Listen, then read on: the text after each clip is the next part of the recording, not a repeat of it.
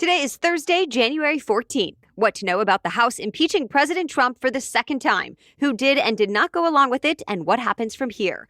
Also, the COVID-19 vaccine rollout is finally starting to pick up the pace, while there's some new data for a one-dose option.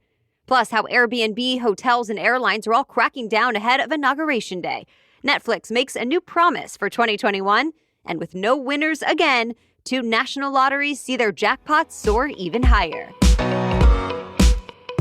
Welcome to The Newsworthy. All the day's news in around 10 minutes. Fast, fair, fun, and on the go. I'm Erica Mandy. Thanks so much for being here. You ready? Let's do this. Well, the U.S. House has made it official. President Donald Trump is now the only president in the nation's history to ever be impeached twice. 10 members of the president's own Republican Party voted with every Democrat in the House to impeach him for inciting or encouraging the deadly attack on the U.S. Capitol. And that makes it the most bipartisan presidential impeachment in modern times. As you know, this is the second time in 13 months the House has impeached Trump. The last time, 0 House Republicans were on board. But yesterday, some in the GOP spoke passionately in support of impeachment. For example, Republican Congressman David Valadao said President Trump's rhetoric has been un-American and absolutely an impeachable offense. On the other hand, most, 197 Republicans, voted against impeachment. Few defended President Trump's actions on the day of the riot, but they did argue things like impeachment should not be rushed. Democrats were being hypocritical for allowing other violence to happen, but not right-wing violence, or that impeachment would, as House Republican leader Kevin McCarthy put it, fan the flames of partisan division. Either way, the impeachment is done, which is essentially an indictment or a charge. The New York Times calls impeachment one of the Constitution's gravest penalties, and only 3 presidents in history have ever been impeached. It's now up to the Senate to decide whether to convict and remove President Trump. For now, Majority Leader Mitch McConnell said he'll wait to hear the arguments before making up his mind about how to vote. But again, McConnell made it clear he will not be bringing senators back early for this. They return from break on Tuesday, one day before President-elect Biden's inauguration. And the Senate trial likely will not start until after Biden is already sworn in. And keep in mind, President Trump's team can defend him during this trial. Reuters reports Trump will likely argue his remarks are protected by free speech and that while he did tell his supporters to fight, he never meant to literally get violent. Once it's complete, there's a vote in the Senate. And there needs to be a 2/3 majority to convict. So that means at least 17 Republicans would need to join all 50 Democrats. If Trump is convicted, the Senate could also vote to stop him from ever running for any federal office again. To be continued.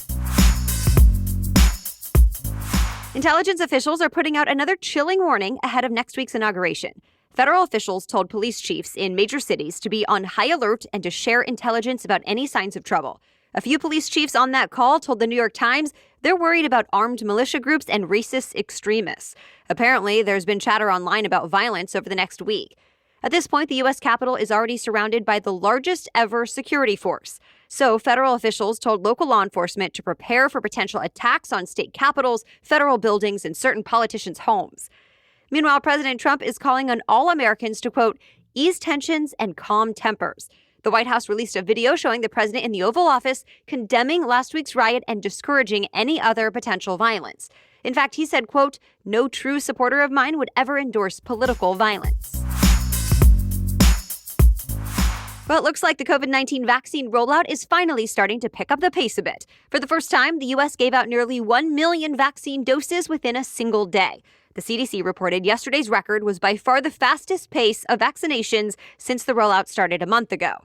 Meanwhile, another COVID-19 vaccine could make things easier in the next few months. We're talking about Johnson & Johnson's version. This one is especially promising because it only requires 1 shot, not 2 like the others. And Johnson & Johnson published some early data on it this week, showing it's safe and appears to work. It's still not clear if this vaccine candidate will be quite as effective as the Moderna and Pfizer shots already on the market, though the company is expected to release full results from its final phase trial later this month.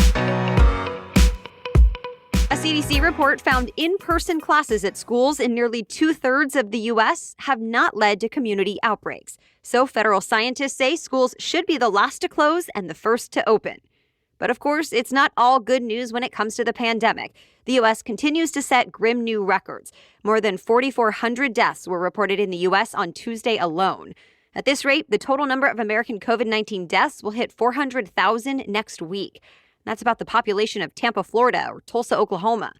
The number of new cases is rising at an unprecedented rate, too. Doctors say there's a lot behind this dramatic uptick, like the fallout from last month's holiday gatherings. So they say now is the time for physical distancing, mask wearing, testing, tracing, and vaccinations to all come together. China ordered 22 million people into lockdown. That makes this lockdown twice as big as the first one there that happened this time last year in Wuhan.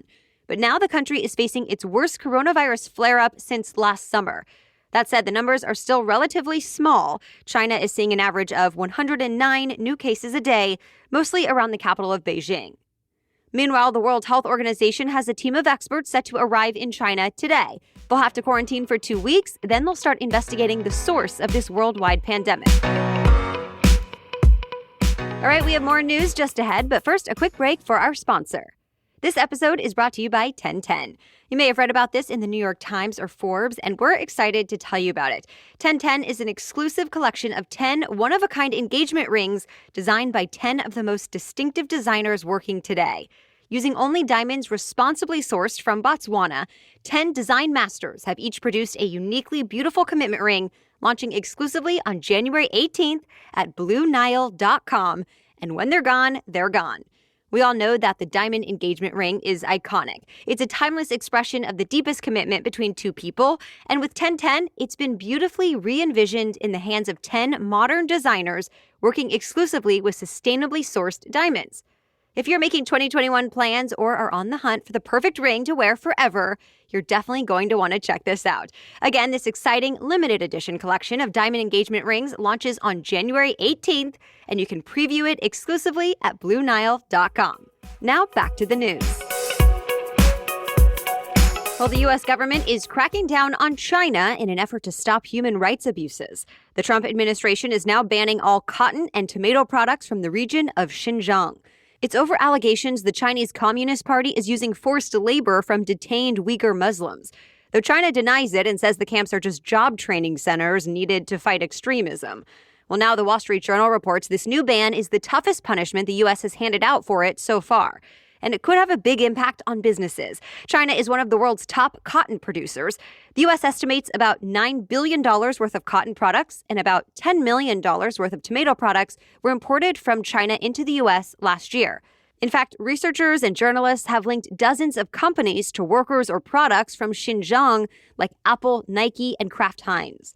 Though some companies say it can be hard to know exactly where all the raw materials used in their products come from, at least one Trump administration official believes this new ban will force them to get to know their supply chains better. Airlines, hotels, and even Airbnb are mapping out a security plan ahead of next week's inauguration. Airbnb is probably taking the most dramatic step. It's now blocking all reservations for the D.C. area. And that means you cannot use the platform to book a stay there next week. And if you already did, your booking will actually be canceled and you'll be refunded. The home-sharing platform says it's doing this because local and state officials have urged people to not travel to D.C. Meantime, Hilton Hotels says it will not cancel customers' reservations, but it is waiving cancellation fees in case people have changed their minds. Both Hyatt and Marriott say they're increasing security at their D.C. area hotels. As for airlines, United says it's beefing up staff, and American has completely banned alcohol on flights to and from D.C. in an effort to prevent in-flight arguments. At the airports themselves in D.C., there will be a much larger law enforcement presence. The FAA is also threatening unruly passengers with fines up to $35,000 and potential jail time. Well, it's now easier than ever to turn your living room into a movie theater. This week, Netflix announced plans to release at least one brand new movie every week for the next year. Overall, the 2021 lineup includes 71 titles, including musicals, romantic comedies, cartoons, and action movies. And they include some of the biggest names in Hollywood. For example, the heist film Red Notice stars Gal Gadot, Ryan Reynolds, and Dwayne Johnson. There's also a Western called The Harder They Fall with Regina King and Idris Elba. Then there's a political satire called Don't Look Up. The cast of that one is about as star-studded as it gets. We're talking Jennifer Lawrence, Leonardo DiCaprio, Meryl Streep, Cate Blanchett, Tyler Perry, Chris Evans, and more. You can watch a preview of those to come by clicking the link in today's episode notes. Jeopardy is about to get a bunch of new guest hosts. The game show announced its star-studded lineup yesterday. It includes the Green Bay Packers quarterback Aaron Rodgers, former Today Show anchor Katie Couric, and more. As you know, they're taking over for the iconic game show host Alex Trebek, who recently passed away from pancreatic cancer. But exactly when the new celeb hosts will get started is not clear yet. Ken Jennings, who's considered the show's greatest champion, is guest hosting for now. All right, that's it for the main news today, but now it's time for Thing to Know Thursday. And today's Thing to Know is all about your chances in what's become some of the largest Powerball and Mega Millions jackpots in U.S. history. But first, a quick thanks to our sponsor, Apostrophe, a prescription skincare company for people that are ready to take their acne and skincare seriously. Prescription acne treatment can really work, but it's not always easy to come by. Well, Apostrophe makes it easy to see a board-certified dermatologist online. All you do is fill out Apostrophe's online questionnaire about your skin concerns and medical history, snap a few selfies, and your dermatologist will get back to you with a customized treatment plan.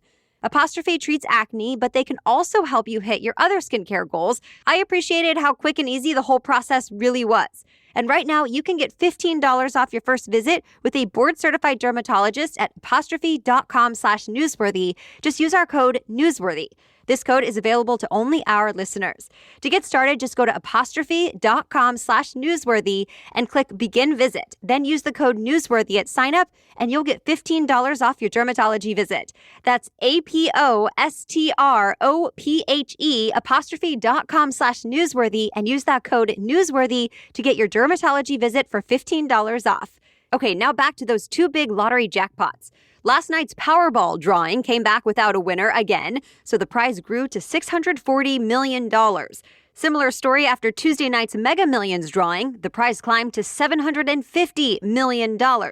It's been nearly 2 years since two national lottery games offered such giant prizes. And it's only the second time in history both jackpots have topped $500 million at once. Lottery officials say the prizes are growing now for two reasons. One, it's been months since anyone won a jackpot. And two, more people are buying tickets these days, perhaps just to have something fun to focus on. But don't put all your hopes and dreams on it. The odds of winning the Powerball jackpot are 1 in 292 million. The chances are even worse for Mega Millions at 1 in 303 million. Or in other words, you have a greater chance of winning an Oscar or being hit by a meteorite. It's actually hard to find things you are not more likely to do than win the lottery. But many people feel it can still be fun to play.